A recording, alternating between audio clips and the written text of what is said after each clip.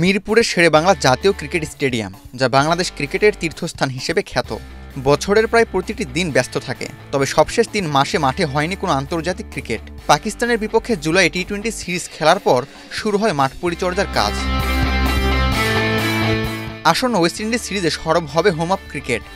আগামী 18 অক্টোবর ক্যারিবীয়দের বিপক্ষে one day series দিয়ে আবারও আন্তর্জাতিক ক্রিকেটে পদচারণায় মুখর হবে স্টেডিয়ামটি। Gold's Gym across 30+ countries. With over 700+ locations worldwide, train anywhere, belong everywhere. Mirpur স্টেডিয়ামের পরিচর্যার সময় ঘরোয়া ক্রিকেটের আয়োজন করা হয় রাজশাহী, বগুড়া ও সিলেটে। মাঠের উইকেটের অদ্ভুত আচরণকে অনেকেই অতিরিক্ত ব্যবহারের কারণ হিসেবে দেখেন।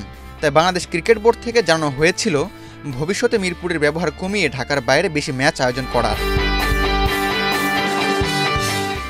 টানা 3 মাস পরিচর্যার ফলে মাঠের সৌন্দর্য বৃদ্ধি পেয়েছে, ঘাস সবুজ ও ঘন হয়েছে, পাশাপাশি টার্ফ আর্টের কাজও সম্পন্ন হয়েছে। আলোচিত সমালোচিত মিরপুরের উইকেটের দায়িত্ব দেওয়া হয় কিউরেটর টনি হেমিংকে। তিনি দেশীয় কিউরেটরদের সঙ্গে কাজ করে পিচকে টুরু উইকেটে রূপান্তরিত করার কাজ পরিচালনা করছেন। আগামী ক্যারিবীয় সিরিজে দেখা মিলবে পিচ কতটুকু সফলভাবে প্রস্তুত হয়েছে। প্রায় 85 দিন পর আন্তর্জাতিক ক্রিকেট ফিরতে চলেছে মিরপুরের মাঠে। চলছে শেষ সময়ের প্রস্তুতি।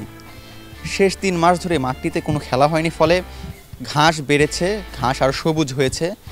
এর ফলে যেটা হয়েছে, সেখানে টার্ফ আর্ট করা হয়েছে, স্ট্রাইপ আর্ট। সব মিলিয়ে আসলে মাঠটি অনেক বেশি সৌন্দর্যমণ্ডিত হয়েছে। বাট মিরপুরের মাঠের যে সৌন্দর্য, এর চাইতেও বেশি আসলে আলোচনায় থাকে মাঠের উইকেটের আচরণ।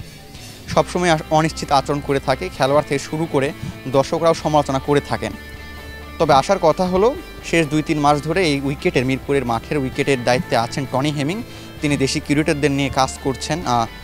এখন দেখার পালা তিনি মিরপুরের উইকেটটিকে আসলে কতটুকু চেঞ্জ করতে পারেন, মাঠের যে চিরাচরিত বা উইকেটের যে চিরাচরিত আচরণ, সেটা কতটুকু বদলাতে পারেন।